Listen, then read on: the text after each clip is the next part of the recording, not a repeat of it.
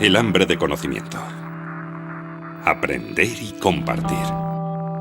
Cada día eran más y de más lugares los que querían saber. Se crearon las primeras universidades. Estudiar, estudiar, estudiar.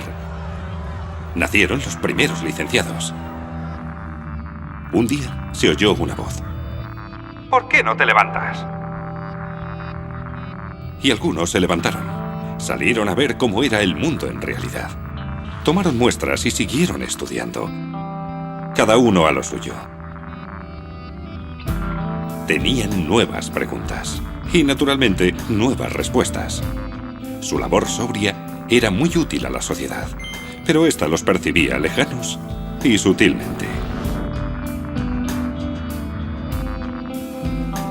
La Universidad Politécnica de Valencia es una comunidad dinámica con muchos talentos con ánimo emprendedor.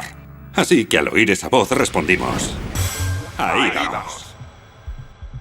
Y así entramos en la dinámica de la innovación para jugar un papel estratégico entre la investigación, las necesidades de las empresas y las necesidades de la sociedad.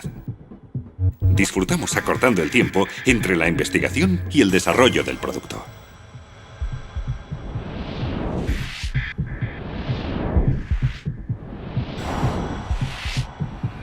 En pocas palabras,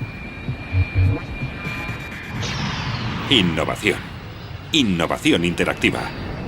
Y compartir lo que sabemos con el talento de otras partes del mundo. Por ello creamos la CPI.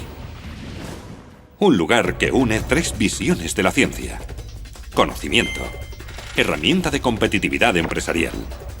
Instrumento de mejora social. 30 institutos de diferentes disciplinas, 3.000 investigadores. Cada día más empresas implicadas. Talento, ilusión y grandes resultados. CPI. Acortamos el tiempo entre presente y futuro. ¿Por qué no te levantas?